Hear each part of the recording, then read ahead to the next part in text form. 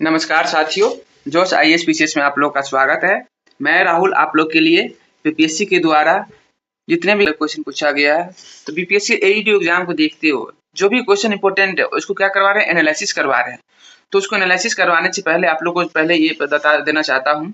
सबसे पहले आप लोग क्या करिए, जोश आईएएस पीसीएस चैनल से जुड़ जाइए और इस चैनल को सब्सक्राइब और अपने दोस्त के साथ शेयर कर दीजिए। तो चलिए चलते, आज हम लोग देखने वाले हैं बीपीएससी के द्वारा president member in district consumer dispute redressal commission का जो एग्जाम हुआ था उसका क्वेश्चन क्या करने वाले, आज हम लोग एनालिसिस करने वाले हैं। तो चलिए चलते हैं कम टाइम लेते हुए दोस्तों। साथ ही साथ दोस्तों आप लोग क्या करिए, जोश आईएएस पीसीएस चैनल पे आइए और वहाँ पे क्या करिए, जुड़ जाइए और अपने दोस्तों के साथ शेयर कर लीजिए। और एक चीज बता दें, बहुत ही इंपॉर्टेंट चीज, गौरव सैनी सर जो है ना आईपीएस दिल्ली के हैं। इन्होंने अभी इस संस्थान से जुड़े हैं। तो अगर आप लोग भी चाहते हैं सर से कुछ फायदा लेना चाहते हैं तो इस सेशन से जुड़िए और अपने दोस्तों के साथ शेयर करिए। बाकी चलते हैं, देखिए आप लोग के लिए यहाँ पे एईडीओ का क्या करवा दिया गया, आप लोग एक प्लेलिस्ट बना दिया गया और आप लोग जाइए वहाँ पे सभी वीडियो क्या करें अच्छे से देखिए। यहाँ पे आप लोग को बीपीएससी एईडीओ आप लोग को इधर उधर भटकने की जरूरत नहीं है। इस कोर्स को कंप्लीट करिए और आप लोग बीपीएससी एईडीओ में एक सीट सिक्योर कर लीजिए।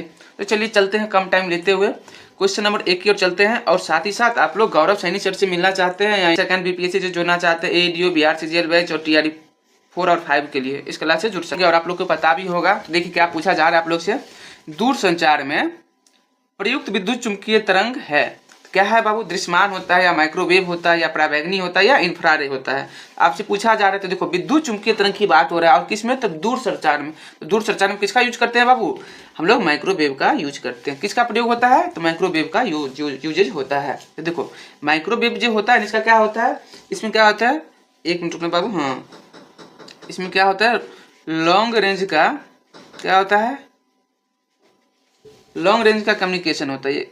लॉन्ग रेंज कम्युनिकेशन के लिए किसका यूज करते हैं, हम लोग माइक्रोवेव का यूज करते हैं। और जो इंफ्रारेड जो है ये किसके लिए होता है, शॉर्ट रेंज कम्युनिकेशन के लिए होता है। तो ये चीज आप लोग का थोड़ा सा जानकारी में रहना चाहिए। और देखिए पराबैंगनी के बारे में बात किया जा रहा है। देखिए पराबैंगनी का क्या होता है, जिसे हम लोग क्या बोलते हैं, अल्ट्रा वायलेट रे भी बोलते हैं, अल्ट्रा वायलेट रे। इसका क्या होता है, इसमें देखिए सूर्य के प्रकाश की किरणों से जो भी अल्ट्रा वायलेट रे आता है उसको क्या करता है, ओजोन लेयर क्या करता है, उसको अवशोषित कर लेता है, मतलब एब्जॉर्व कर लेता है। क्या करता है, ओजोन लेयर एब्जॉर्व कर लेता है। आपका ये चीज हो गया, ऑब्जर्व कर लेता है। यहाँ से आपका 3-4 क्वेश्चन कंप्लीट हो गया। तो इस चीज का आपको थोड़ा सा जानकारी रखना चाहिए। चलिए नेक्स्ट क्वेश्चन की ओर चलते हैं। नेक्स्ट क्वेश्चन में आपसे क्या बोला जा रहा है, ओजोन का जो लेयर होता है, देखिए ओजोन लेयर के बारे में भी आप ऊपर बताए हैं। ओजोन लेयर कहाँ मौजूद है, आयन मंडल में, मध्य मंडल में, क्षोभ मंडल में और समताप मंडल में। कहाँ पे होता है बाबू, कमेंट सेक्शन में कमेंट करिए।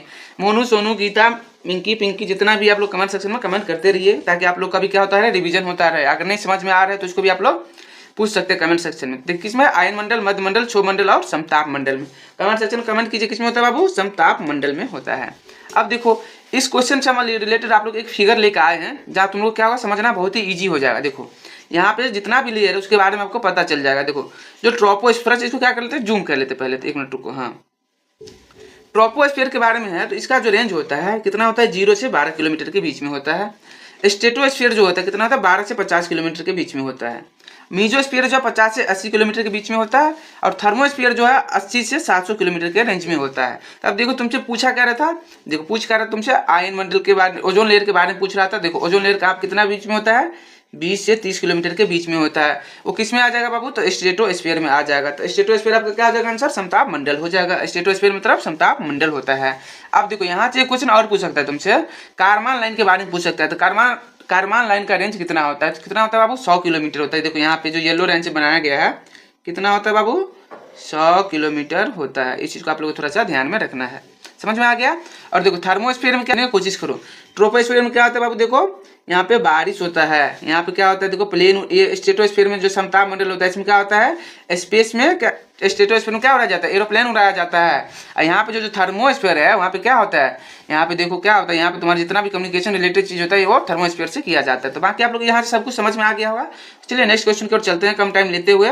देखो वाक्समैन के बारे में बात कर रहे हैं। वाक्समैन को किस खोज पर नोबेल पुरस्कार मिला है, किस चीज को खोज किए थे तो उन्हें नोबेल पुरस्कार मिला था। ऑप्शन में दे रहा है स्ट्रेप्टोमाइसिन, नियोमाइसिन, पेनिसिलिन और क्लोरोमाइसिन।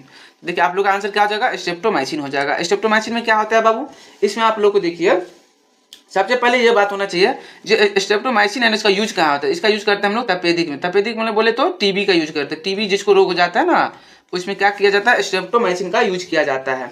ये क्या है, एक प्रकार का ये क्या है, एंटीबायोटिक मेडिसिन। क्या है बाबू, एंटीबायोटिक मेडिसिन है। आप लोग समझ में आ गया। और देखिए कब इसको नोबेल पुरस्कार मिला गया था, आपको ये भी थोड़ा सा पता होना चाहिए। कब मिला गया था बाबू, तो 1952 में इनको क्या मिला गया था, मिल गया था, नोबेल पुरस्कार मिल गया था। ये चीज आप लोग को थोड़ा सा जानकारी में होना चाहिए। और देखिए आपसे पूछा जा रहा है पेनिसिलिन, तो पेनिसिलिन का खोज किसने किया था, आप लोग कमेंट सेक्शन में क्या करिए, कमेंट कीजिए, किसने किया था बाबू, कमेंट सेक्शन में कमेंट करिए। आप लोग के लिए होमवर्क में दे रहा हूँ ये। स्तनधारी की बात कर रहा है। स्तनधारी में सामान्य श्वसन के दौरान डायाफ्राम में क्या होता है। देखो बाबू, जब हम लोग क्या करते हैं, कोई भी स्तनधारी जीव है ना, जब सामान्य श्वसन लेता है तो उसमें डायफ्राम में क्या होता है, तो वो पूछ रहा है नीचे धंसा हुआ होता है, या पूर्णतया संकुचित हो जाता है, या धनुष के आकार का हो जाता है, या चपड़ा हुआ होता है। देखो ये क्वेश्चन बहुत ही बेसिक क्वेश्चन है, आपको पता होना चाहिए। तो देखो डायाफ्राम जो होता है, क्या है, एक पेशीय संरचना है जो किस क्या होता है, ये वृक्ष गुहा के उदर गुहा भाग में क्या से अलग रहता है। जो वृक्ष गुहा होता है ना, वक्ष गुहा, जिसको क्या बोलते हैं हम लोग, थ्रॉक्स बोलते हैं, वो उदर गुहा से क्या होता है, अलग होता है। ये जो बोला समान श्वसन के दौरान क्या होता है, देखो इसमें क्या होता है, जब रिलैक्स स्टेट में जब रहता है, मतलब समान रिलैक्स में रहते हैं हम लोग, जब उस टाइम क्या होता है, जब हम समान सांस छोड़ते हैं या विश्राम में होते हैं, तो किस आकार का हो जाता है, धनुषा आकार का हो जाता है। तो आप लोग को ये पता होगा किस आकार का हो जाता है बाबू, धनुषा आकार का हो जाता है। आप लोग देखिए यहाँ पे क्या दिया है, लेफ्ट डोम दिया है और डायाफ्राम दे दिया है। देखो यहाँ पे क्या है, ये तुम्हारा लेफ्ट डोम हो गया और यहाँ पे डायाफ्राम हो गया। यहाँ पे देखो सेंट्रल टेंडन या ऑफ डायाफ्राम दे दिया है, यहाँ पे क्या है, राइट डोम दे दिया है आपसे। अब देखो यहाँ पे ओपनिंग ऑफ एसोफेगस के बारे में बात कर दिया है, यहाँ पे ओपनिंग ऑफ एरोटा के बारे में बात कर रहा है, और लेफ्ट क्रश ऑफ डायफ्राम के बारे में बात किया गया, लेफ्ट और राइट के बारे में बता दिया गया है। आप लोग यहाँ पे बेसिक चीज जानकारी रखना चाहिए। अगर देखिए आपसे पूछेगा सिकुड़ता कब है, जब हम लोग क्या करते हैं, सांस लेने टाइम, जब हम क्या करते हैं, सांस लेते हैं तो उस टाइम क्या हो जाता है, सिकुड़ जाता है। तो यहाँ से आपका एक आंसर क्या, उस टाइम क्या हो जाता है, फ्लैट हो जाता है और नीचे की ओर फेफड़ा में धंस जाता है, और फेफड़ा में क्या होता है, हवा बनने के लिए क्या होता है, जगह बनाती है। तो इससे आपका आंसर हो गया, आपका आंसर क्या होगा, धनुषाकार हो गया। समझ में आया या नहीं आया, कमेंट सेक्शन में कमेंट कीजिएगा। बाकी इस फिगर को आप देख के अच्छे से कमेंट सेक्शन में देख सकते हैं, बाकी कोई दिक्कत वाली बात नहीं है। समझ में आ गया। चलिए, निम्नलिखित में से कौन सा जंतु किस चीज के बारे में बात कर रहा है, उभयलिंगी नहीं है। तो देखो बाबू, उभयलिंगी का बात कर रहा है, उभयलिंगी नहीं है तो हाइड्रा, केचुआ, एस्कैरिस और फैसियोला। आप लोग कमेंट सेक्शन में कमेंट कीजिए कौन सा उभयलिंगी है और कौन सा नहीं है। देखो बाबू, हाइड्रा जो है और केचुआ जो है और फैसियोला क्या है, ये उभयलिंगी है। तो आप सबसे पहले पता होना चाहिए सर उभयलिंगी किसको बोलते हैं। तो उभयलिंगी क्या होता है, ऐसा जीव होता है जिसमें नर व मादा दोनों में क्या होता है, जनान अंग, मतलब यहाँ से वो क्या करता है, अपना प्रोडक्शन करते हैं, रिप्रोडक्शन करते हैं, वो एक ही शरीर में होता है, इसलिए हम क्या बोलते हैं, उसको उभयलिंगी बोलते हैं। इसमें क्या क्या होता है बाबू, इसमें केचुआ हो जाता है, तुम्हारा हाइड्रा हो जाता है, और ये आपका फैसियोला हो जाता है। तो कौन सा नहीं होता ये पूछ रहा है, तो कौन सा नहीं होता है, तो ये आपका एस्कैरिस नहीं होता। ये चीज आपको पता होना चाहिए। क्या होता है, तो सबसे पहले ये पता होना चाहिए, ये क्या होता है, यूनिसेक्सुअल होता है। क्या होता है बाबू, यूनिसेक्सुअल होता है। इसमें क्या होता है, नर व मादा क्या होता है, दोनों अलग अलग होते हैं। इस चीज को आपको थोड़ा सा पता होना चाहिए। चलिए क्वेश्चन नंबर नेक्स्ट की ओर चलते हैं। भास्मिक लेड कार्बोनेट का व्यापारिक नाम क्या है। देखो आपसे व्यापारिक नाम पूछ रहा है, तो ऑप्शन में क्या दे रहा है, लिथार दे रहा है, क्रोम रेड दे रहा है, सफेदा दे रहा है और सिंदूर दे रहा है। तो आप लोग कमेंट सेक्शन में कमेंट करिए, भास्मिक लेड कार्बोनेट को का मुख्य नाम क्या है, इसका नाम क्या है, कमेंट सेक्शन में कमेंट करते रहिए आप लोग। लिथार्ज, क्रोम रेड, सफेदा और सिंदूर क्या है बाबू, जिसको हम लोग क्या बोलते हैं, सफेदा बोलते हैं। सफेदा से आप लोग पूछा जाएगा, इसको क्या बोलते हैं, बेसिक लेड कार्बोनेट बोलते हैं। आप लोग को पता है, इसका आप लोग थोड़ा सा फार्मूला भी याद रख सकते हैं। और इसका यूज कहाँ करते हैं, तो इसको हम सफेद पेंट के रूप में यूज करते हैं। कहाँ पे पेंट करते हैं ना, व्हाइट सीमेंट देखा होगा ना तुम लोग, वहाँ पे भी इसका यूज किया जाता है। ये जो लिथार्ज है ना, लिथार्ज ये क्या होता है, ये तुम्हारा जो होता है लेड मोनोऑक्साइड क्या होता है, क्या होता है, लेड मोनोऑक्साइड होता है, लेड मोनोऑक्साइड होता है।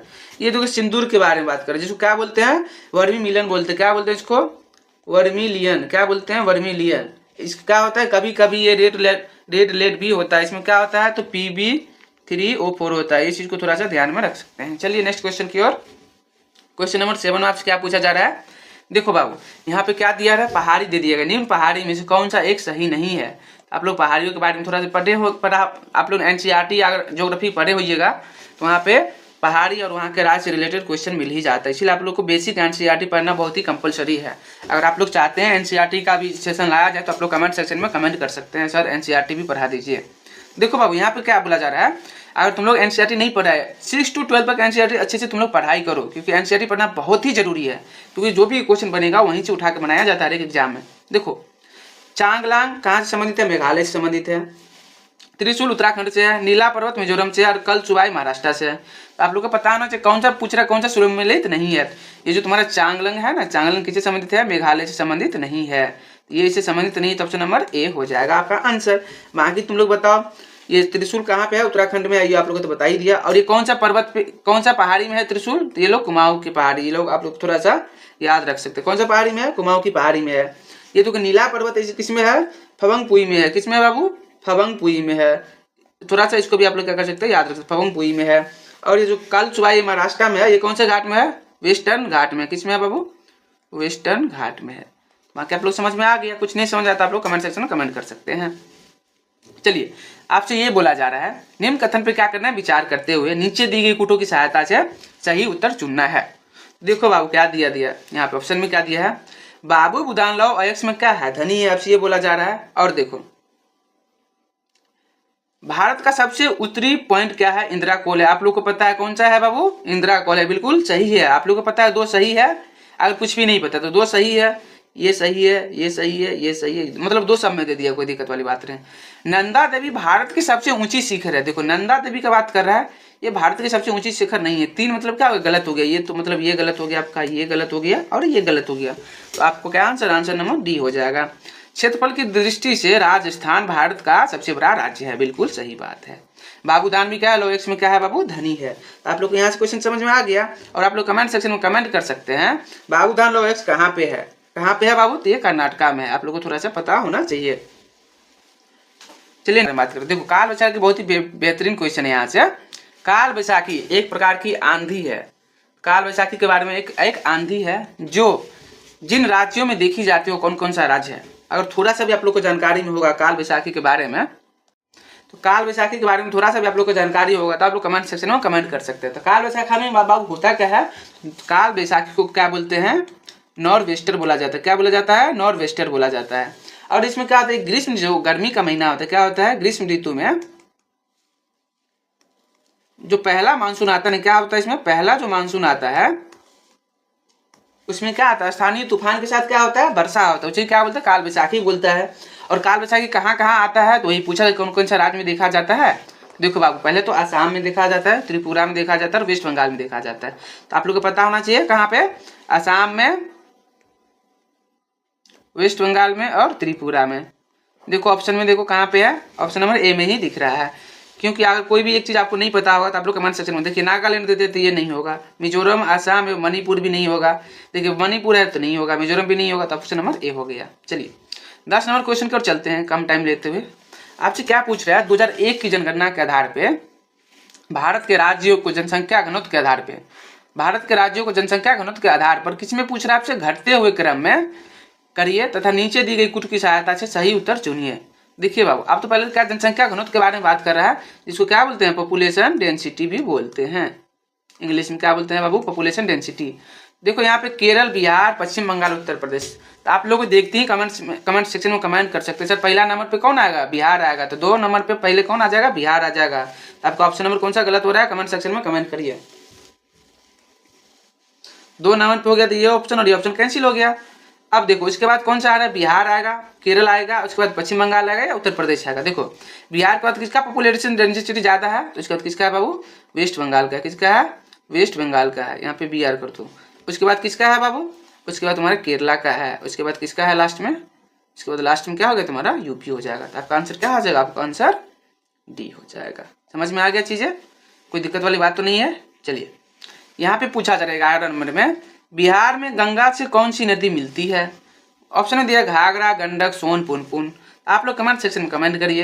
ये बहुत ही बेसिक क्वेश्चन है। आप लोग देखिए गंगा नदी के बारे में जानते हैं। आज एक चीज कमेंट सेक्शन में कमेंट कर सकते हैं, बिहार में गंगा नदी कितने जिला से होकर गुजरता है। आप लोग कमेंट सेक्शन में कमेंट कर सकते हैं, क्योंकि बीपीएससी के द्वारा ये क्वेश्चन पूछा गया है। तो क्या हो जाएगा बाबू, घाघरा भी है, गंडक भी है, सोन भी है, पुनपुन है। आपको यहाँ पे ये पता होना चाहिए, जो घाघरा है ना, घाघरा कहाँ पे आके मिलता है बाबू, गंगा में। तो कहाँ पे आके मिलता है, सारण डिस्ट्रिक्ट में मिलता है। कहाँ पे, सारण जिला में मिलता है। और कहाँ पे मिलता है ये भी पता होना चाहिए, कहाँ पे मिलता है, तो रेवेलगंज छपरा में मिलता है। कहाँ पे मिलता है, रेवेलगंज छपरा में मिलता है। ये जो गंडक है ना, गंडक कहाँ पे मिलता है बाबू, हाजीपुर। हाजीपुर का आप लोग नाम सुना है ना, तो हाजीपुर में मिलता है गंडक, या सोनपुर बोल सकता है। कहाँ पे मिलता है, पटना के फ्रंट में मिलता है यहाँ पे। सोन के बारे में बोला, सोनपुर कहाँ पे मिलता है बाबू? सोन तो मनेर में आके मिलता है। मनेर कहाँ पे है बाबू? मनेर बोलो या दानापुर बोल सकते, कहाँ पे? दानापुर लिख लो सोन। और पुनपुन है, पुनपुन कहाँ पे मिलता है? तो फतुहा में मिलता है। कहाँ पे? फतुहा में मिलता है। ये चीज समझ में आ गया? तो ऑप्शन नंबर चारों सही हो रहा है, तो ऑप्शन नंबर क्या हो जाएगा? ऑप्शन नंबर बी हो जाएगा। चलिए क्वेश्चन नंबर 12 की ओर चलते हैं। आपको देखिए लिस्ट 1 दे दिया और लिस्ट सेकंड दे दिया, आपको क्या बोला? इसको मैच करना है। बरौनी दे दिया, बरौनी किससे संबंधित है? आप लोग को पता, तेल शोधन से संबंधित है। किससे बाबू? तेल शोधन से। तो 1 का 3 होने वाला है। 1 का 3 देखो ऑप्शन में कहाँ पे है? सूती वस्त्र उद्योग, टसर सिल्क, सीमेंट, तेल शोधन। 1 का 3, 1 का 3 ऑप्शन नंबर किसी में नहीं दिख रहा है आपका। चलिए भागलपुर क्या किससे फेमस है बाबू? सूती वस्त्र उद्योग से, सिल्क कॉटन सिटी जिसको बोलते हैं। तो सी का 1 देखिए कहाँ पे मिला? सी का 1 मतलब ऑप्शन नंबर सी की ओर जा सकते हैं। लेकिन बीपीएससी ने क्या किया? इस क्वेश्चन को डिलीट कर दिया क्योंकि मैचिंग ठीक से नहीं हो रहा था। तो आप लोग समझ गए चीज को अच्छे से, कोई दिक्कत वाली बात नहीं है। चलिए 13 नंबर में देखिए फिर से एक जनसंख्या से रिलेटेड क्वेश्चन पूछ दिया। तो आप लोग को ये पता चल गया होगा, जब भी बीपीएससी का कोई भी एग्जाम देने जाइएगा तो 2011 को क्या करिएगा? जनसंख्या पढ़ के जाना है आप लोग को। यहाँ पे पूछा जा रहा है 2011 का जनगणना के अनुसार भारत बिहार में महिला परसेंटेज साक्षरता दर कितना है? देखिए कितना दिया है? 75.42, 55.42, 65.46, 73 इंटू 73, 63.82। पहले भारत का पूछ रहा है फिर बिहार का पूछ रहा है। तो आप लोग कॉमन सेंस से भी इसको लगा सकते हैं। तो बताओ पहले सबसे ज़्यादा महिला साक्षरता दर कहाँ पे होगा? पहले भारत में होगा। तो भारत में कितना है ये बताओ, अभी बिहार में कितना है ये बताना है। बस कुछ नहीं करना है। कितना है भारत में? कितना है बाबू? 65.46 और बिहार में कितना है? 52.66 है। समझ में आ गया? चलिए बच्चों के मुफ्त और अनिवार्य शिक्षा के अधिकार के बारे में निम्नलिखित कथन को क्या करना है बाबू? आपको स्टडी करना है। इसमें क्या बोला है? 66वें संविधान संशोधन द्वारा, मतलब 86 कॉन्स्टिट्यूशन अमेंडमेंट एक्ट के द्वारा किया गया था। यह 5 से 14 वर्ष होता है, ना कि 15 वर्ष होता है। तो ऑप्शन कथन नंबर 2 क्या हो जाएगा? गलत हो जाएगा। जैसे कथन 2 गलत हो गया, 2 गलत हो गया। चलिए इसे अगस्त 2009 में संसद में पारित किया गया था, ये भी बात क्या है? सही है। तो आपका आंसर नंबर क्या हो जाएगा? आंसर नंबर 1 हो जाएगा। चलिए आप थोड़ा सा इसके बारे में आप थोड़ा सा जानकारी ले सकते हैं, तो ले लीजिए। अब ये जो राइट टू एजुकेशन का बात किया, कितना साल के लिए था? ये 6 से 14 वर्ष के लिए था। आपको यहाँ से ये पता होना चाहिए। बाकी और इसको जो पारित किया गया था अगस्त 2009 में पारित किया गया था। और लागू कब से हुआ था? लागू कब से हुआ था ये? तो अप्रैल 2010 से क्या हो गया था? ये लागू हो गया था। ये चीज़ आपको पता होना चाहिए। चलिए नेक्स्ट क्वेश्चन की ओर चलते हैं। भारत में बेरोजगारों की समस्या का विश्लेषण करने के लिए NSSO द्वारा, देखो तो आप लोग कमेंट सेक्शन में कमेंट करना NSSO का फुल फॉर्म कौन है, क्या है, और इसका हेडक्वार्टर कहाँ पे है, और इसका चेयरमैन कौन है। आप लोग कमेंट सेक्शन में ये तीनों को कमेंट करना, क्योंकि जब तक आप लोग कमेंट कीजिएगा ना तब तक उस चीज़ के बारे में आप लोग रिलेटेड जाइएगा, सर्च करिएगा, तो आप लोग को ज़्यादा याद रहेगा। चलिए NSSO के बारे में आप लोग कमेंट सेक्शन में कमेंट करिए। तो NSSO का फुल फॉर्म होता है नेशनल सैंपल सर्वे ऑफिस होता है। क्या होता है बाबू? नेशनल सैंपल सर्वे ऑफिस होता है। इनमें से कौन सा धारण सही नहीं है? सही नहीं के बारे में बात कर रहा है। इसमें क्या बोला जा रहा है? देखो बेरोजगारी की समस्या का, पहले तो किस चीज़ के बारे में पूछ रहा है? बेरोजगारी की समस्या के बारे में पूछ रहा है। वर्तमान साप्ताहिक स्थिति बेरोजगारी, वर्तमान दैनिक स्थिति बेरोजगारी, सामान्य स्थिति बेरोजगारी, वर्तमान मासिक स्थिति बेरोजगारी। किसको शामिल नहीं किया जाता है बाबू? तो मासिक स्थिति बेरोजगारी को शामिल नहीं किया जाता है। ये जो तुम्हारा ये 3 कंपोनेंट है ना, साप्ताहिक, दैनिक और सामान्य। सामान्य में जो होता है ये कितने दिन का होता है? 365 दिन में देखते हुए बेरोजगारी को काउंट किया जाता है। यहाँ से दैनिक मतलब दिन का, सप्ताह मतलब 7 दिन का। तो समझ में आ गया चीज़ें। चलिए नेक्स्ट क्वेश्चन की ओर चलते हैं, क्वेश्चन नंबर 16 की ओर। बाजरे के बारे में निम्नलिखित में से कौन सा कथन सही है? क्या पूछ रहा है? सही है। भारत बाजरे के वैश्विक उत्पादन का 60% से अधिक उत्पादन करता है। चलिए एग्जाम्पल में आपको नहीं पता है तो इसको होल्ड कर सकते हैं। प्राचीन वैदिक साहित्य यजुर्वेद में बाजरे के कई रूपों का उल्लेख है। चलिए वेट कर लेते हैं। यूएन ने भारत को आदेश के कहने पर 2023 के बाजरे का अंतर्राष्ट्रीय वर्ष घोषित किया। ये बात क्या? बिल्कुल सही है। अब तुम लोग कमेंट सेक्शन में बताओ क्या आंसर सही होने वाला है। तो ऑप्शन नंबर सी सही होने वाला है। देखो यहाँ 60% नहीं था, ये जो 60% से ज़्यादा बोला नहीं, कितना था? 40% था। इसीलिए यहाँ पे क्या जाएगा तुम्हारा? ये गलत हो जाएगा। और प्राचीन भारत का बात कर रहा है तो यहाँ पे ऐसी कोई बात नहीं है। आपका आंसर समझ में आ गया। और एक चीज़ यहाँ से देखो, तुम लोग को समझने वाली बात ये था, जो अंतर्राष्ट्रीय वर्ष घोषित किया गया था उसका एम क्या था, मतलब टारगेट या उद्देश्य क्या था? यहाँ पे आप लोग को थोड़ा सा याद रखना पड़ेगा। क्या था? International millet years. क्या था बाबू? International millet years. यहाँ से आप लोग को एक क्वेश्चन बन सकता है, इस चीज़ को आप लोग को याद रखना है। नीति आयोग के बारे में पूछ रहा है, तो नीति आयोग के बारे में आप लोग बताइए, नीति आयोग की स्थापना कब हुआ था? कमेंट सेक्शन में कमेंट कीजिए। और नीति आयोग किसको हटा के नीति आयोग को लाया गया था? नीति आयोग एक ही बात सभी पर लागू होती है, दृष्टिकोण पर आधारित है, ज्ञान और नवाचार का सृजन नीति आयोग का हिस्सा नहीं है, वित्त मंत्री नीति आयोग के अध्यक्ष है। भाई वित्त मंत्री नहीं है, कौन है? कमेंट सेक्शन में कमेंट, कौन है? प्रेसिडेंट, प्राइम मिनिस्टर जी है। नीति आयोग सहकारी संघवाद को क्या करता है? बढ़ावा देता है। तो आप लोग कमेंट सेक्शन में कमेंट क्या करता है भाई? नीति आयोग सहकारी संघवाद को क्या करता है? बढ़ावा देता है। आप लोग समझ में आ गया? आप लोग कमेंट सेक्शन में कमेंट करिए। ये जो बोला ज्ञान और नवाचार का सृजन नीति आयोग का हिस्सा नहीं है, ये बात बिल्कुल गलत है। ये किसका हिस्सा है? थिंक टैंक एंड इनोवेशन का हिस्सा है। ये अभी गलत हो गया। नीति आयोग एक बात सभी पर लागू होते हैं, दृष्टिकोण पर आधारित है। आपको ये भी समझ में आ गया, तो कोई दिक्कत वाली बात नहीं। तो ऑप्शन नंबर क्या है? ऑप्शन नंबर डी हो जाएगा। ठीक है। अब विश्व पर्यावरण दिवस जो होता है कब होता है? तुम लोग कमेंट सेक्शन में कमेंट करना। पहले तो प्रकृति संरक्षण के प्रति, माताओं के प्रति गहरे प्रेम और सम्मान का लाभ उठाने का प्रयास करते हुए वृक्षारोपण अभियान की क्या किया गया था? शुरुआत किया गया था। इसे डैश के नाम से जाना जाता है। देखिए हम लोग ने इससे पहले क्या किए थे? जब एनालिसिस करवा रहे थे तो एक पेड़ माँ के नाम के बारे में स्टडी किए थे। आप लोग को थोड़ा सा भी अगर क्लास अच्छे से सुने होंगे तो आप लोग को याद होगा। एक पेड़ माँ के नाम किस ऑप्शन में है बाबू? ऑप्शन नंबर सी में है। बाकी जून जुलाई आपको याद है चाहे नहीं है, उसे कोई मतलब नहीं है। इसे किस नाम से जाना जाता है? तो एक पेड़ माँ के नाम से। कब स्टार्ट हुआ था? तो जून 2024 में। यहाँ पे फिल कर देना है। बहुत ही बेसिक क्वेश्चन था, आप लोग को पता होना चाहिए। और ये योजना क्यों लाया गया था? तो अपनी माँ के सम्मान में एक पौधा लगाने के लिए क्या किया था? इस योजना को लाया गया था। चलिए क्वेश्चन नंबर नेक्स्ट की ओर चलते हैं। आपसे क्या पूछा जा रहा है? देखिए, निम्नलिखित में से किस समाचार पत्र ने सबसे पहले बंगाल विभाजन के भारत मंत्री के निर्णय को प्रकाशित किया था? देखो बाबू, जब पहले बात तो ये पता होना चाहिए बंगाल विभाजन हुआ था, कब हुआ था और किसके कार्यकाल में हुआ था। आप लोग कमेंट सेक्शन में कमेंट कर सकते हो। तो कौन सा पत्रिका था जो बंगाल विभाजन जो मंत्री के निर्णय को प्रकाशित किया था? अमृत बाजार पत्रिका, हितवादी, संजीवनी और बंगाली। कौन था बाबू? तो संजीवनी था। आपको क्या होना चाहिए? पता होना चाहिए। अब देखिए, जब पता है संजीवनी के बारे में तो ये क्या था? एक बंगाली समाचार पत्र था। क्या था? बंगाली समाचार पत्र था, न्यूज़पेपर जिसको बोल सकते हैं। और आपसे एक चीज ये पूछा जाएगा, इसका संपादक कौन था? इसका संपादक कौन था? तो कृष्ण कुमार मित्र थे। कौन थे? कृष्ण कुमार मित्र। आप लोग बाकी का संपादक कौन है? आप लोग कमेंट सेक्शन में कमेंट कर सकते हैं। हितवादी का संस्थापक कौन था? तो रविंद्रनाथ टैगोर था। आप लोग RBT बोल सकते हैं, RNT बोल सकते हैं, रविंद्रनाथ टैगोर बोल सकते हैं। ठीक। आप बाकी देखिए, बंगाली जो है, बंगाली के संपादक कौन था? तो SN बनर्जी, मतलब सुरेंद्रनाथ बनर्जी, SNB। और अमृत बाजार पत्रिका है, इसका कौन थे? तो मोतीलाल घोष जी थे। कौन थे? मोतीलाल घोष। समझ में आ गया चीजें आप लोग को? तो यहाँ से भी क्वेश्चन पूछ लेगा BPSC, तो आप लोग को थोड़ा सा ध्यान में रखना है। आपसे क्या बोला जा रहा है? देखिए 20 नंबर क्वेश्चन में क्या बोला जा रहा है? भारतीय राष्ट्रीय आंदोलन के निम्नलिखित घटनाओं पर क्या करना है? विचार करना है। लॉर्ड कर्जन का भारत का वायसराय नियुक्त होना कब हुआ था बाबू? कमेंट सेक्शन में कमेंट करना। कब हुआ था? 1899 में हुआ था। क्या हुआ था? वायसराय नियुक्त किया गया था। कांग्रेस में फूट हुआ था, कब हुआ था बाबू?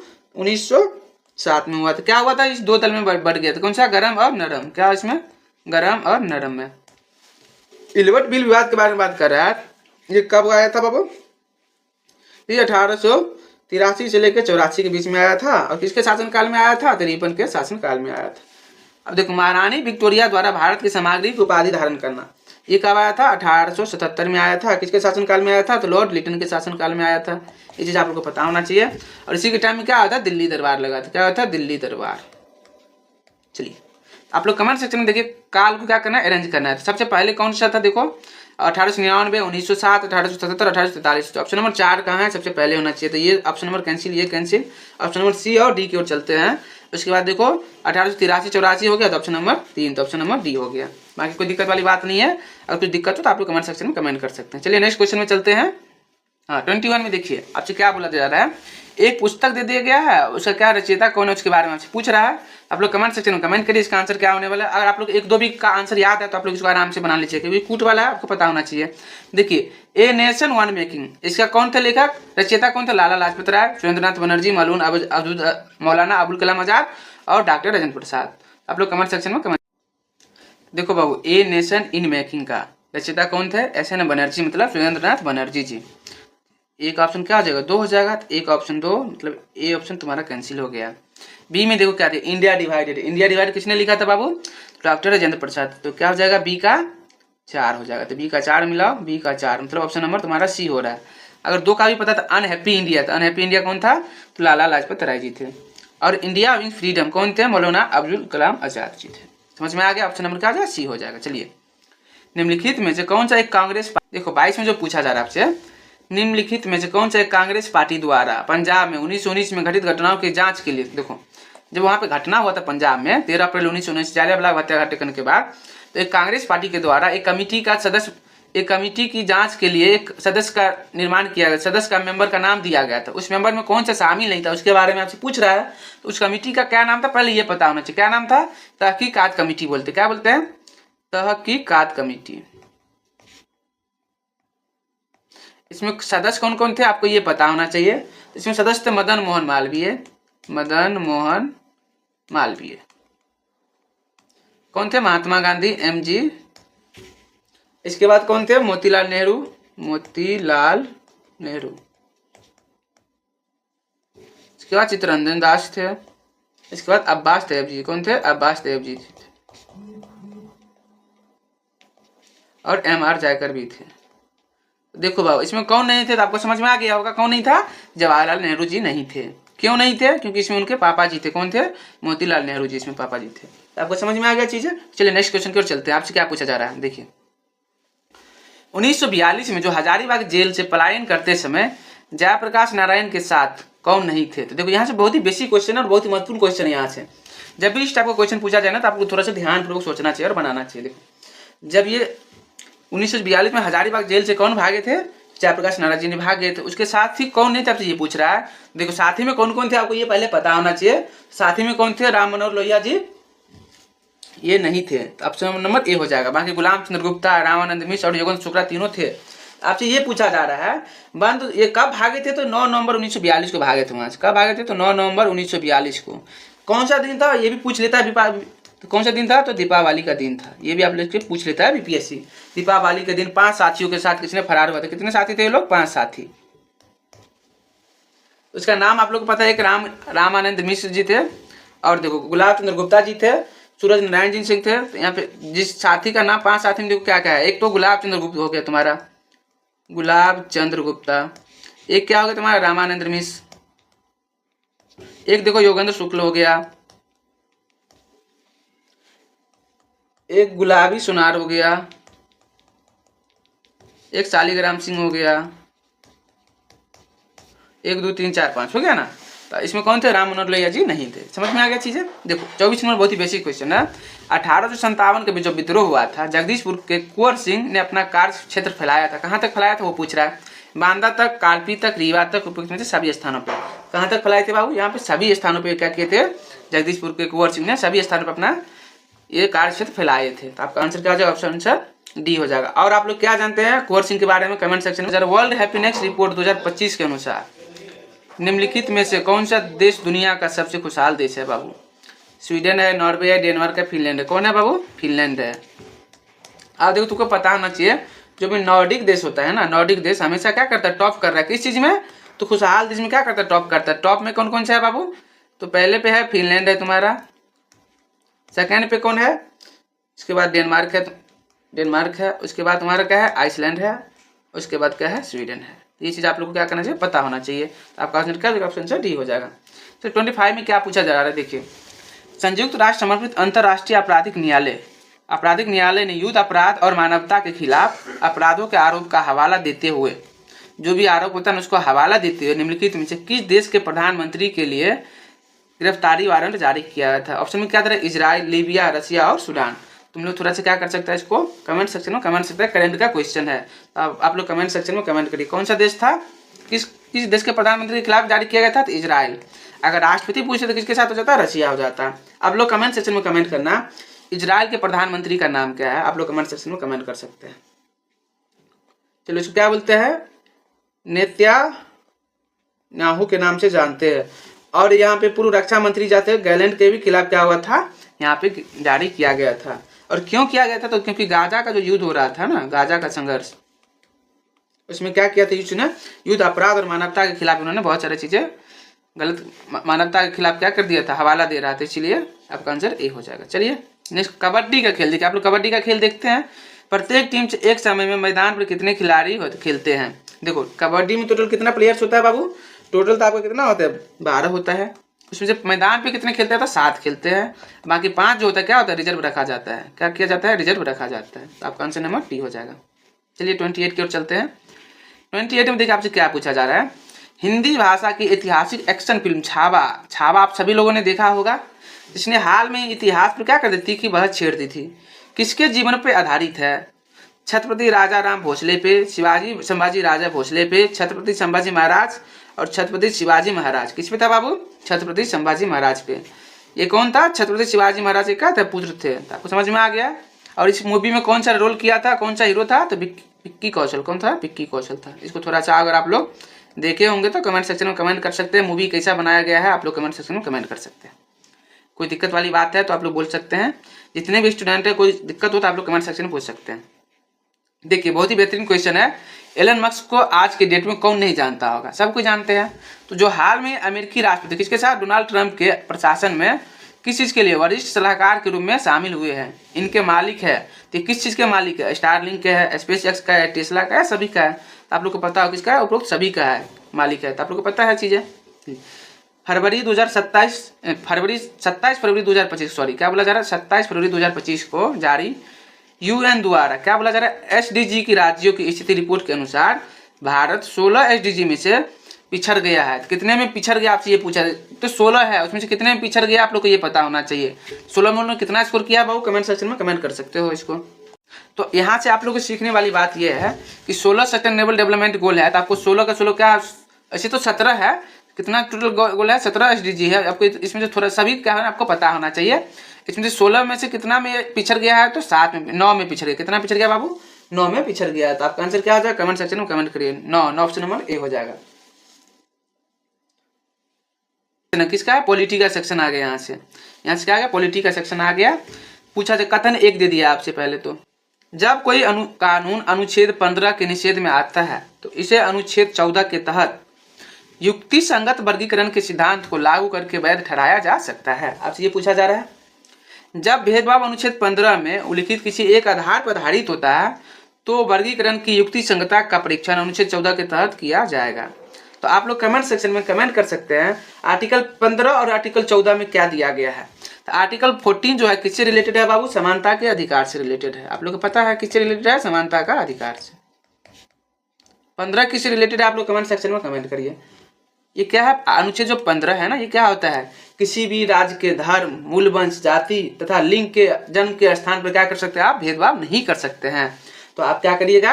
अब पूछा क्या जरा कथन 1 और 2 क्या है? कथन 2 सही है, कथन 1 गलत है। भाई कथन 2 नहीं सही है, क्योंकि सिर्फ जब भेदभाव के आधार पर तो वर्गीकरण के युक्ति संगत परीक्षण 14 के तहत किया जाएगा, नहीं, ये क्या होगा? गलत हो जाएगा। तो कथन 2 गलत हो गया। देखो, जब कोई कानून अनुच्छेद 15 में निषेध में आता है तो अनुच्छेद 14 के तहत किया जाएगा, नहीं, बिल्कुल नहीं किया जाएगा। तो ऑप्शन कथन 1 और 2 दोनों क्या हो जाएगा? गलत हो जाएगा। समझ में आ गया चीजें? कोई दिक्कत होगा तो कमेंट सेक्शन में पूछ सकते हैं आप लोग। चलिए देखिए, आर्टिकल 25 के क्लॉज 2 के बी में क्या बोला जा रहा है? संरक्षित अधिकार मंदिर में पूजा के लिए, मंदिर में पूजा करने के उद्देश्य से प्रवेश करने का अधिकार है। सही बात है। इस अनुच्छेद के तहत प्रदत्त अधिकार क्या क्या आपको पता होना चाहिए। क्या बोला जा रहा है? पूर्णतः निरंकुश है, असीमित प्रकृति का है, या दोनों ए और बी है, या उपरोक्त में से कोई नहीं है। आप लोग कमेंट सेक्शन में कमेंट करिए। जब अनुच्छेद 25 को आप लोग पढ़ते हैं तो इसमें क्या बोला जाता है? तो इसमें क्या बोला जाता है? अनुच्छेद 25 में धार्मिक स्वतंत्रता का अधिकार होता है। किस चीज का होता है बाबू? धार्मिक स्वतंत्रता का अधिकार है। धार्मिक मतलब क्या होता है? आप लोग किसी मंदिर मस्जिद में जाकर क्या कर सकते हैं? धर्म का पूजा कर सकते हैं, पाठ कर सकते हैं, और आपका जब मन है तब आप क्या कर सकते हैं? वहाँ पे जा सकते हैं और आ सकते हैं। लेकिन कुछ ऐसा भी कंडीशन है जबकि वहाँ पे आप नहीं जा सकते हैं। कौन सा कंडीशन है? आप लोग कमेंट सेक्शन में कमेंट कर सकते हैं। तो देखिए, अब अनुच्छेद 25 के सब क्लास 2 के बी में क्या बोला जाता है? इसमें ये बोला जाता है अगर कोई महामारी आ जाता है, कोई भयंकर बीमारी हो जाता है, जैसे में कोरोना के टाइम में, तो उस टाइम क्या किया जाता है? मंदिर मस्जिद जितने भी सुरक्षित अधिकार मंदिर टाइप का चीजें है उसको क्या कर दिया जाता है? बंद कर दिया जा सकता है। इसीलिए आपका आंसर क्या हो जाएगा? उपरोक्त में से कोई नहीं होगा। चलिए क्वेश्चन नंबर 33 की ओर चलते हैं। इसमें आपसे क्या पूछा जा रहा है? देखिए, संसद जो है कथन 1 में क्या बोला जा रहा है? किसी राज्य के क्षेत्र को अलग कर 2 या 2 से अधिक राज्यों तथा उनके भागों को मिलाकर एक नया राज्य बना सकती है।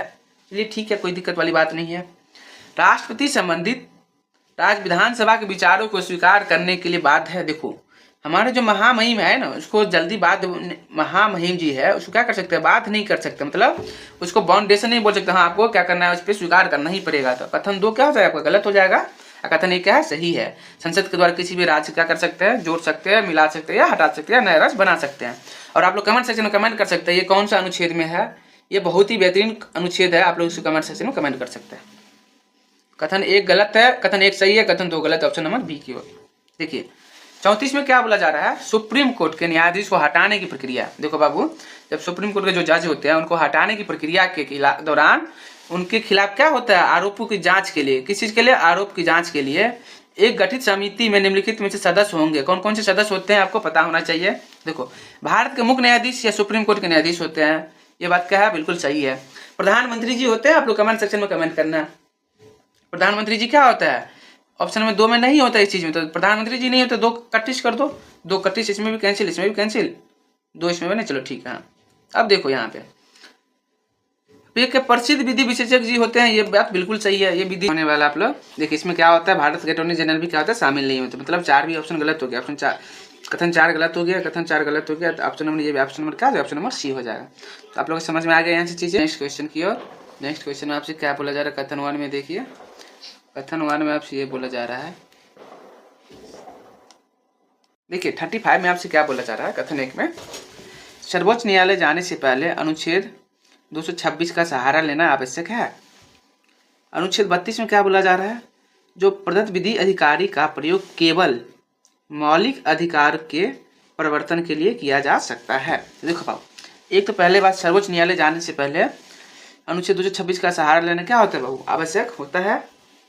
ये बात क्या है, गलत है। क्यों गलत है, क्योंकि तुम आर्टिकल 32 के थ्रू, किसने के थ्रू, अनुच्छेद 32 के द्वारा डायरेक्ट कहाँ जा सकता है, सुप्रीम कोर्ट जा सकता है। अगर क्यों, क्योंकि अगर कोई तुम्हारे मौलिक फंडामेंटल राइट क्या करता है, हनन करता है, तो आप क्या करते हैं, डायरेक्ट सुप्रीम कोर्ट जा सकते हो। तो ऑप्शन नंबर एक कथन एक गलत हो गया, एक कथन एक गलत, ये दोनों सही का बात कर, ये गलत होगा, दोनों सही गलत हो गया, दोनों सही है। तो ऑप्शन नंबर क्या बचे, सिर्फ आपका ऑप्शन नंबर ये हो गया। अब वो समझ में आ गया, कथन एक गलत है, कथन 2 बोला केवल मौलिक अधिकारों के लिए किया जाता है, तो ये बात भी सही है। चलो 36 में क्या बोला जा रहा है, भारतीय संविधान संवैधानिक सर्वोच्चता प्रदान करता है। भारतीय संविधान संसद द्वारा नहीं बनाया गया था। देखो, भारतीय संविधान है, संसद द्वारा नहीं बनाया गया था, ये बात क्या है, बिल्कुल सही है। क्यों, कैसे बनाया गया था, संविधान सभा के द्वारा बनाया, किसके द्वारा बनाया गया था, संविधान सभा के द्वारा बनाया गया था। ये चीज भारतीय संविधान स्पष्टीकरण नहीं दे रहा था, क्या हो जाएगा, स्पष्टीकरण नहीं दे रहा, दोनों सही है लेकिन क्या है, स्पष्टीकरण नहीं दे रहा था। आपका आंसर क्या हो जाएगा, आपका आंसर ए हो जाएगा। चलिए नेक्स्ट क्वेश्चन की ओर चलते हैं। नेक्स्ट क्वेश्चन क्या बोला जा रहा है आपसे, एक क्या दिया, अभी कथन दे दिया और एक कारण दे दिया है। तो भारत जैसे विशाल देशों को केवल क्या बोला, केवल 2 स्तरों की सरकार नहीं चलाया जा सकता है, और इसे एक तृतीय स्तर की आवश्यकता होती है। देखो बाबू, ये बात भी क्या है, सही होती है, क्योंकि अभी क्या है, पंचायती राज को जोड़ा गया है, तो पंचायती राज को जोड़ा गया है तो क्या तृतीय स्तर हो गया। तृतीय स्तर में पंचायती राज को कौन सा अमेंडमेंट से किया गया था, तो 73 एंड 74 कॉन्स्टिट्यूशन अमेंडमेंट एक्ट से किया गया है। इसमें किससे है, पंचायती राज से है, और ये तुम्हारा किससे है, तुम लोग कमेंट सेक्शन में कमेंट करना, म्यूनिसिपैलिटी से है। भारत में राज्य जनसंख्या और संस्कृति दोनों के संदर्भ में बड़े और आंतरिक रूप से क्या है, बहुत विविध है, ये बात भी क्या है, सही है। क्या बोला जा रहा है आपसे, देखो एक गलत है, 8 सही है, दोनों सही है और एक का सही स्पष्टीकरण है। और क्या बोला जा रहा है, देखो उसमें दोनों गलत है, दोनों गलत है, ये कैंसिल, दोनों सही है लेकिन स्पष्टीकरण सही नहीं, ये भी कैंसिल, ये भी कैंसिल, ऑप्शन नंबर बी हो गया। चलो नेक्स्ट क्वेश्चन की ओर चलो, 38 की ओर चलते हैं, क्या पूछ रहा है तुमसे। देखो 38 में क्या बोला जा रहा है, यह सरकार का कर्तव्य है कि वह सुनिश्चित करे कि संविधान अनुच्छेद 21 के तहत प्रदत्त जीवन के जीने का अधिकार उल्लंघन ना हो। ये बात क्या है बाबू, जब अनुच्छेद 21 के अंतर्गत जाते हो तो इसमें क्या बोला गया है, right to life and personal liberty के बारे में बात किया गया तुमसे। अब देखो, सर्वोच्च न्यायालय ने माना है जीवन का अधिकार संविधान अनुच्छेद 21 के तहत एक मौलिक अधिकार है, और इसमें जीवन का पूर्ण आनंद लेने के लिए प्रदूषण मुक्त जल और वायु का अधिकार शामिल है। ये बात भी क्या है, आपका बिल्कुल सही है। तो आपसे क्या बोला जा रहा है, इसका सही कथन में देखो, आप इसमें क्या दिए, कूट में क्या दिए, दोनों सही है, दोनों सही तो दोनों है बाबू, कथन भी सही है और कारण भी सही है और स्पष्टीकरण भी दे रहा है, ये बात बिल्कुल सही है। अब एक से ये चीज पूछेगा यहाँ से, जो सर्वोच्च न्यायालय का जो जीने का अधिकार है, ये क्या है, जल मुक्त और वायु का अधिकार से शामिल होना चाहिए। तो इसमें क्या, ये कौन सा केस से संबंधित है, थोड़ा सा याद रख सकते हो, किससे, सुभाष कुमार बनाम बिहार राज्य। कब आया था ये केस, 1991 में, तो ये चीज थोड़ा सा क्या रखना है आपको, जानकारी रखना। आपका ऑप्शन नंबर क्या आ जाएगा, ऑप्शन नंबर बी हो जाएगा। चलिए, लोगों के श्रमिक के हितों की रक्षा करने वाले मजबूत कानूनों की मांग करनी चाहिए ताकि सभी के लिए जीवन का अधिकार प्राप्त किया जा सके। न्यायालयों ने भी कई फैसले दिए हैं। देखो, न्यायालय में जो भी फैसला होता है, बहुत सारा फैसला दिया।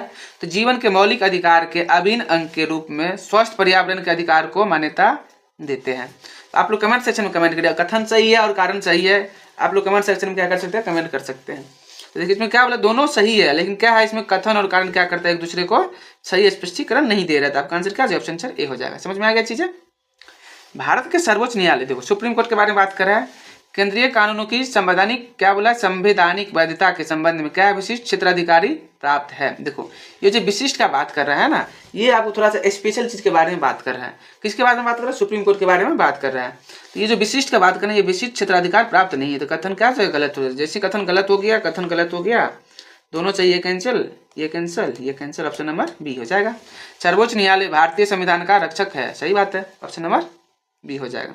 चलिए 41 में चलते हैं, क्या पूछा जा रहा है आपसे। देखो, खाद्य सुरक्षा और मानक अधिनियम 2006 की धारा 25 किससे संबंधित है, वो आपसे डायरेक्ट पूछ रहा है। क्या पूछ रहा है आपसे, सेक्शन 25 में क्या है उसके बारे में आपको पता होना चाहिए।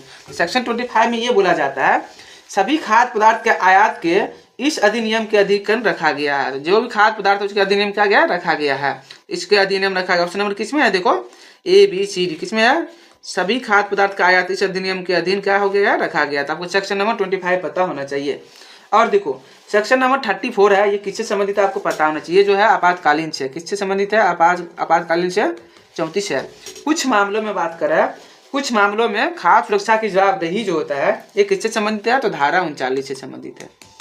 ये धारा इसीलिए पूछ रहा है क्योंकि ये किससे डिस्ट्रिक्ट कंज्यूमर के बारे में पूछ रहा है, इसीलिए यहाँ पे धारा के बारे में बात किया गया है। और ये खाद्य वापसी प्रक्रिया है, ये किससे संबंधित, तुम्हारा धारा 28 से संबंधित है। इसको थोड़ा सा आप लोग याद रख सकते हैं, लेकिन ये ज़्यादा जरूरी नहीं है क्योंकि ये इस टाइप का बीपीएससी एडीओ में नहीं पूछेगा। चलिए, प्रतिस्पर्धा अधिनियम 2002 की कौन सी धारा आयोग के संदेशन के उल्लंघन की स्थिति में मुआवजा से संबंधित है। तो देखो ऑप्शन में क्या दिया, 43, 41, 42 का ए और 44। आप लोग को थोड़ा सा क्या होना चाहिए, जानकारी पता होना। आपका क्या हो जाएगा आंसर, 42 का ए हो जाएगा। समझ में, एक मिनट रुकना, हाँ सॉरी। देखो 42 में आपसे ये बोला जा रहा है, प्रतिस्पर्धा अधिनियम 2002 की कौन सी धारा आयोग के आदेश के उल्लंघन की स्थिति में मुआवजे से संबंधित है। आपको ये चीज पता होना चाहिए, कौन सा धारा है, आर्टिकल 42 का ए संबंधित है। ये किससे संबंधित है, तो ये आपका मुआवजे से संबंधित है। किससे संबंधित है बाबू, मुआवजे से। अब आपको ये पता होना चाहिए 41 किससे संबंधित है, तो 41 महानिदेशक से संबंधित है। जो भी महानिदेशक के द्वारा क्या होता है, जांच होता है, उसके कर्तव्य और शक्ति के संबंध से संबंधित है। अब 43 के बारे में बात करें, ये किससे संबंधित है, तो पेनल्टी लगाता है ना कोई चीज पे, इससे किससे संबंधित है, जुर्माना के संबंधित है। ये चीज आपको पता हो गया। अब देखो, धारा 44 के बारे में बात कर रहा है, ये क्या होता है, कोई अगर गलत बयान दे देता है या गलत जानकारी दे देता है या अपनी बात छुपाने के लिए जो यूज करता है, उसमें क्या होता है, धारा 44 लगाया जाता है। आप लोग को समझ में आ गया। बाकी कोई दिक्कत हुआ तो कमेंट सेक्शन में पूछ लीजिएगा। चलिए यहाँ पे लिख देते, धारा 44 किससे संबंधित है, गलत बयान देने पे, कोई गलत बयान दे देता है तो उसमें क्या लगाया जाता है, धारा 44 लगाया जाता है। चलिए, भारतीय मानक ब्यूरो अधिनियम 2016 के तहत इस अधिनियम के तहत लगाई गई दंड राशि को निम्नलिखित के रूप में वसूल किया जाएगा। सत्र न्यायालय के द्वारा, केवल न्यायिक मजिस्ट्रेट के द्वारा, न्यायिक मजिस्ट्रेट प्रथम श्रेणी या महानगरीय मजिस्ट्रेट या उपयुक्त में से कोई नहीं। किसके द्वारा किया जाता है वसूली, तो न्यायिक मजिस्ट्रेट प्रथम श्रेणी या महानगरीय मजिस्ट्रेट के बारे में बोला जा रहा है, उसके द्वारा किया जाता है। ये कौन सा धारा के थ्रू किया जाता है, तो धारा नंबर आप लोग थोड़ा सा इसको क्या कर सकते हैं, याद रख सकते हैं, 33, जो क्या करता है, अपराधों का संज्ञान करता है। इस चीज से आप लोग कर सकते हैं, इसको याद रख सकते हैं। जो सेशन कोर्ट है, जो सत्र न्यायालय है, ये क्या होता है, उच्च स्तर का न्यायालय होता है। ये क्या होता है, विशेष रूप से मजिस्ट्रेट स्तर से शुरुआत की बात की जाती है इसमें। केवल न्यायिक मजिस्ट्रेट के बारे में बात कर रहे हैं, ये क्या होता है, प्रथम श्रेणी का होता है और महानगरीय का उल्लेख होना इसमें क्या होता है, आवश्यक होता है। आप लोग थोड़ा सा इसके बारे में जानकारी रख सकते हैं। चलिए, कानूनी माप विज्ञान अधिनियम 2009 के प्रावधान जहां तक वे भार और माप के सत्यापन और मुद्रा अंकन से संबंधित है। तो आप लोग बताइए, निम्न में से किसी भी भार या माप लागू नहीं होंगे, कहाँ कहाँ नहीं होंगे, ये बताइए। वैज्ञानिक जांच या अनुसंधान का उपयोग किया जाने वाला, केवल निर्यात के लिए, निर्मित के लिए आपका बोला जा रहा है, किसी एक कारखाने में उपयोग किए जाने वाले जो विशेष रूप से संघ की सशस्त्र सेनाओं के लिए किसी भी प्रकार गोला बारूद दोनों के निर्माण में संलग्न हो। तो किसमें नहीं किया जाता बाबू, उपरोक्त में से सभी में क्या होता है, नहीं किया जाता है। ये चीज़ आप लोग को थोड़ा सा पता। 15 फरवरी 2024 को ए सहमत होता है कि वह बी को एक निश्चित मूल्य पर वस्तुएं आपूर्तित करेगा। वस्तुओं की आपूर्ति 1/6/2024 को की जानी है। हालांकि 20/4/2024 को ए बी को सूचित कर देता है, मतलब बोलता है कि मुझे वस्तुएं चाहिए, लेकिन क्या होता है, वस्तु की आपूर्ति नहीं करता है, नहीं करेगा। यदि बी अनुबंध को क्या करना है, समाप्त मानता है, तो हर्जाने की गणना अनुबंध मूल्य और निम्नलिखित में से किसके बाजार मूल्य के अंतर के आधार पर की जाएगी। किसके आधार पर मूल्य पर किया जाता है, आप लोग कमेंट सेक्शन में कमेंट कीजिए। किसके आधार पर किया जाएगा बाबू, 1/6/2024 के आधार पर किया जाएगा। किसके आधार पर किया जाएगा, 1/6/2024 के आधार पर किया जाएगा। किस पे, और बाजार की कीमत पर किया जाता है। चलिए यहाँ पे क्या दिया है, कथन और कारण दे दिया है। आपको इसको क्या करना है, सही करना है या गलत करना है, कौन सा गलत है कौन सा सही है आपको बताना है इसमें। तो देखो, प्रतिधारण का अधिकार वस्तु के स्वामित्व को बनाए रखने तब तक खरीदार को डिलीवरी से इनकार करने का अधिकार है जब तक कि संबंधित वस्तुओं की कीमत का भुगतान या निविदा नहीं की जा सकती है। और यहाँ यदि विक्रय की गई वस्तु किसी क्रेडिट शर्त के बिना बेची गई तो अप्राप्त भुगतान वाले विक्रेता अपने कब्जे में रखी गई वस्तु पर क्या करता है, लीन या प्रतिधारण का प्रयोग करने का अधिकार रखता है। बिल्कुल सही है। और क्या करता है, दोनों एक दूसरे को व्याख्या भी करता है। तो आपको समझ में आ गया चीज़ है, नहीं समझ में आया तो कमेंट सेक्शन में आप कमेंट कर सकते हैं। चलिए 47 की ओर चलते हैं, एक मिनट। हाँ, जो है इसमें एक्सनेलेबल क्लेम और धन शामिल है, लेकिन स्टॉक शेयर वगैरह इसमें बिक्री से पहले अनुबंध के तहत अलग जगह पर शामिल नहीं किया जाती। ये बात क्या है, बिल्कुल सही है। इसके धारा की जो बात करें, ये धारा 2 के साथ में नहीं है, तो ऑप्शन नंबर आर गलत है। जैसे आर गलत हो गया तो आपका ऑप्शन नंबर क्या हो जाएगा, आप लोग कमेंट सेक्शन में इसका कमेंट कर सकते हो। क्या हो जाएगा बाबू कमेंट सेक्शन में, तो क्या हो गया, एक सही है आर गलत है, तो ऑप्शन नंबर बी हो जाएगा। डिस्ट्रिक्ट कमीशन के समक्ष बोल रहा है, प्रत्येक कार्यवाही आयोग के अध्यक्ष या उसके कम से कम एक सदस्य द्वारा संचालित की जाएगी।